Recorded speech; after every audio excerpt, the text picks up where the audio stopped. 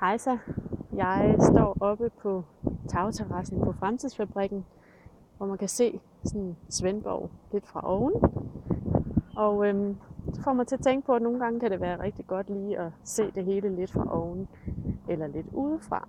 Fordi når vi alle sammen sidder inde i vores egen lille navle med alle vores dramaer og udfordringer, så kan det være rart lige at få noget perspektiv på, hvad er det egentlig for nogle små skridt, jeg ville kunne tage lige nu, sådan at jeg kommer ind på en mere tilfreds vej.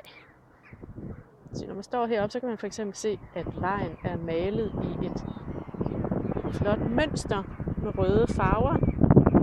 Det kan man ikke se, når man står dernede.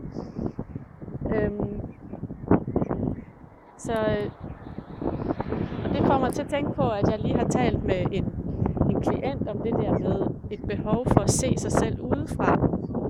Og se på både det mentale og det følelsesmæssige, hvordan det kan spænde ben for, at man tager det der lille skridt, der skal til for, at man kommer derhen, hvor man er mere tilfreds og mere sig selv.